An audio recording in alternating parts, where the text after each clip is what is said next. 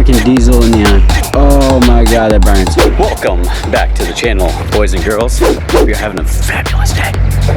If you haven't noticed, I got a haircut. Thanks for noticing. Thanks for noticing. Thanks for noticing. Enough joking around, time to be serious for y'all. We got the old Duramax, okay? We did the fuel filter, as you just saw. It's a little bit of a pain. We got the fuel filter done. And we got a couple of things in the garage.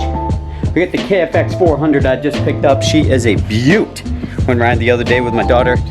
It's not bad. Lots of power, pretty quick.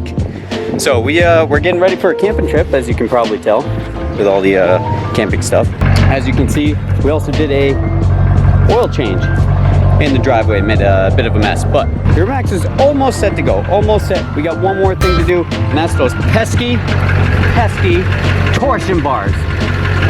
They need to be raised up because we're gonna be towing the trailer, and I can't have any of this coming along. Can't have that because she rubs really bad still. She's purring like a kitten. We need fuel because we just drained a bunch. Got in my eye. That was a fun time.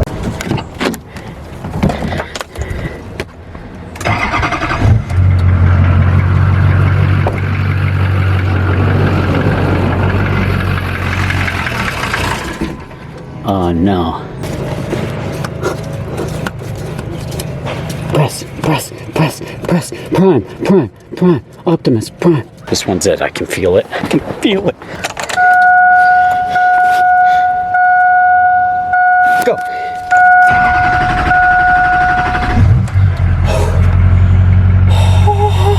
So we're gonna go ahead and make our way over to the storage unit. Look at what we got. Ooh, yeah, that's right.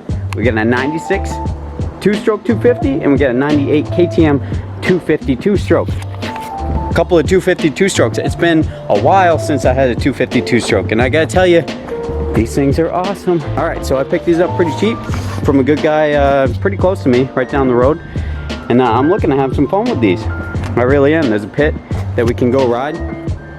We got the 4-wheeler 2, that's up for sale actually currently, so I'm not gonna ride that anymore, but we had a bunch of fun this past weekend. These we're gonna bring out to the pit next week after we get done our camping. We're gonna go through, grease some things that need to be greased, go through the chains. I know this needs a rear wheel bearing kit.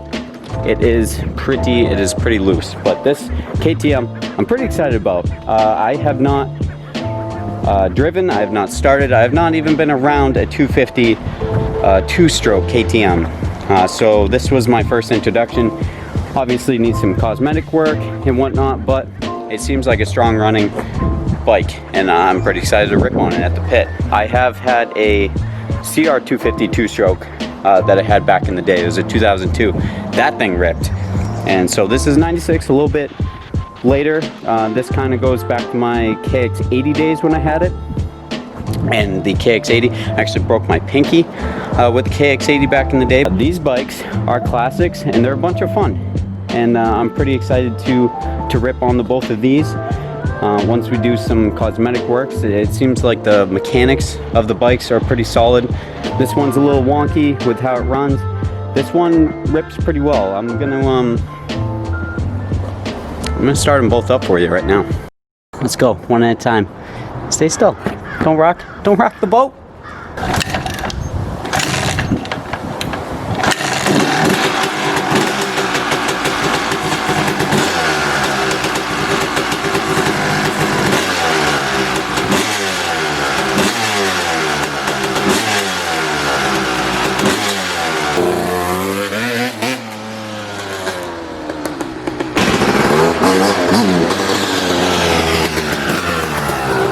That was not me. So much fun. So much fun.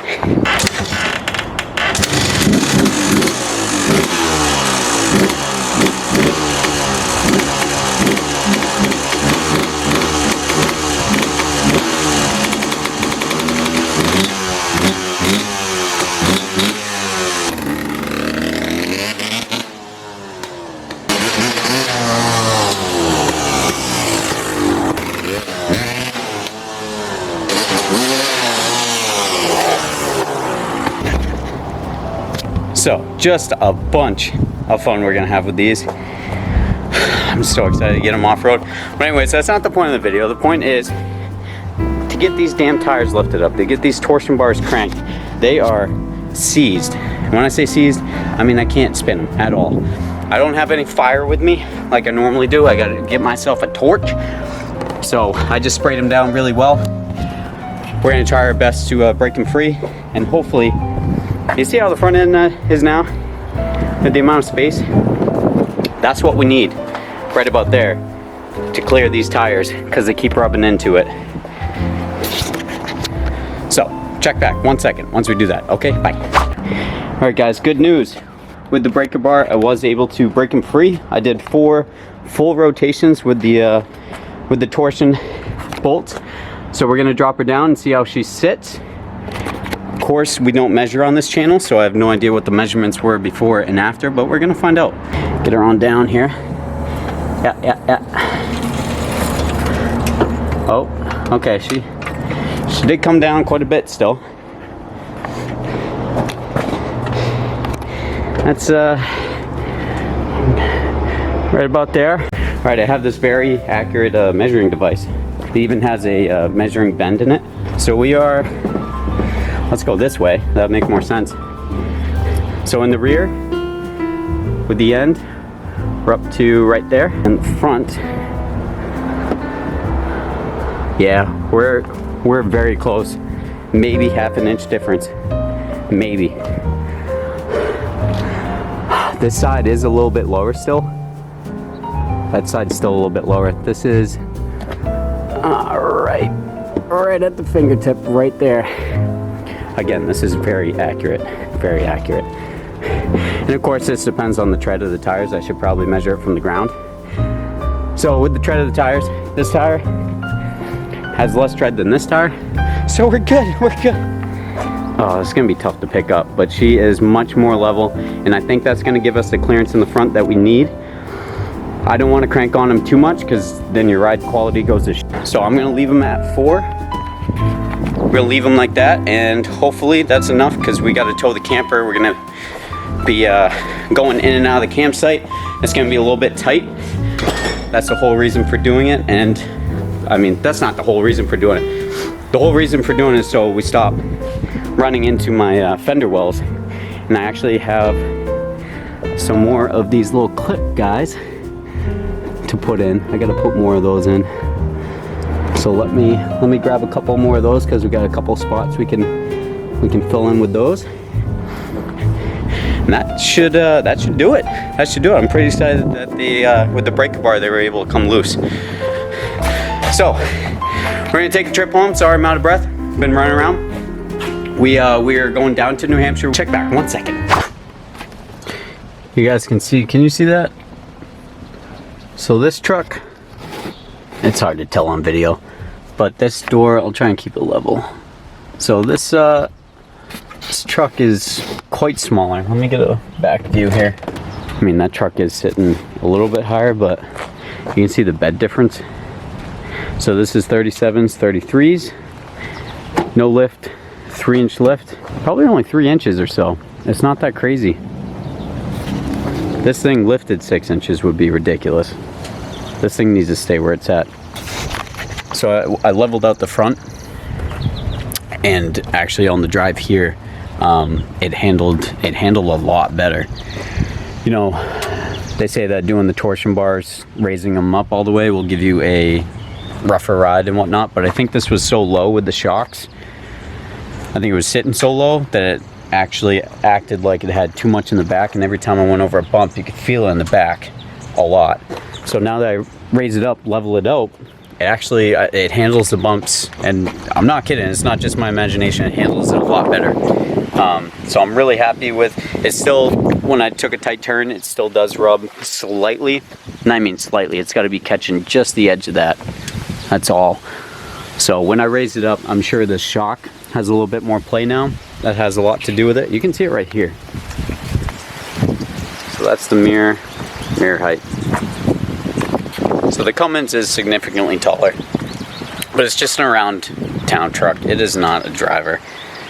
at all. This thing is scary. This is scary to drive right now with the steering, playing the steering. The brakes are terrible. Just the list goes on. So we gotta fix her up. I'm gonna fire her up because I haven't fired her up in over a week now. And we're gonna load up the bike sitting in the back. Grab that and oh, Rob's home. Look at that. Unless he took the bike to work, I don't know. Okay, the bike all loaded up. She's all loaded in the back now. She's tied down. Okay, she's probably not going anywhere, right?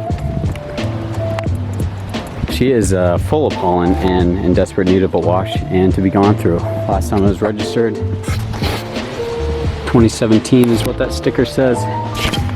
So we're gonna bring her back, shine her up, get her running, and probably sell it. Maybe ride it down the road, but that's it. I don't need a bike. Again, I can't get over how delicious this pink monster is. It's ridiculous. It's so good. Highly recommended pink monster. It's so good. That'll pop out. Let me go in here and hopefully find my Cummins key. First try. Definitely didn't edit that. All right, this is gonna be a very warm, cold start because it's very hot out today. Hi, Cummins. Yeah, it's been a while, hasn't it? Yeah, okay, dirty girl. I'm gonna leave that door open because of how hot it is. What do you guys think? 2, 3 tries? I'm going with 4. It's been a while. Or it's just gonna click because the battery terminals suck. 1, 2, 3, go.